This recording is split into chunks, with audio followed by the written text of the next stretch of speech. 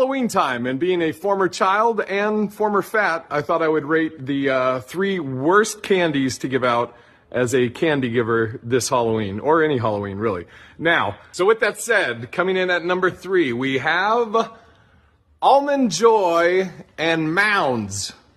These are they're interchangeable, because Almond Joy, they're just putting a ribbon on a turd, 2 little almonds. Almonds are great. I love almonds, but putting it on this turd of coconut, ugh, gross. And just a bar of coconut. Coconut's gross to me anyways, but just in general.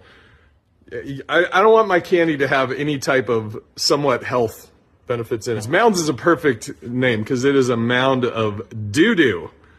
Next, number 2, we have Necco wafers.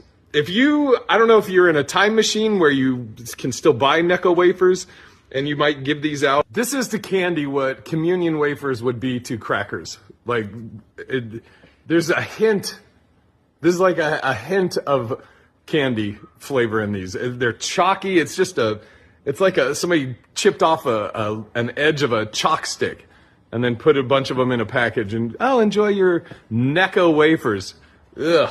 They're dry and they got the chalk and you're like, ugh, what is this? Necco wafers are horrible. The communion wafers of candy. And coming in last and number 1 for the worst Halloween candy that can be given out, no disputing, is Good and Plenty. Barf. Now, right now, you're probably saying, well, Jay, you said you weren't going to have licorice on the list. I know, and technically, these are licorice, but they try and Trojan horse it by putting a little candy shell on the outside. Like, it's got this, it's like an M&M type shell on the outside. And you're like, what are these? If you've never had them before, well, let's see what these are like. And you bite into it, you're like, a little crunchy shell. Then you get that licorice taste and you're like, this is disgusting.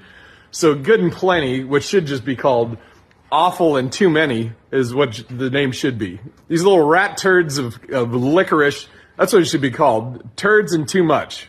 That's the new name for Good and Plenty. Oh, God. If somebody gave me these, I'd be like, am I in trouble? Is this like a punishment? God, Good and Plenty.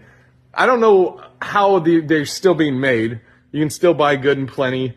Because if you like licorice, then you're probably just going to eat licorice. If you're, I don't know, something wrong with you mentally that you like, I really like licorice, then you'll just get licorice.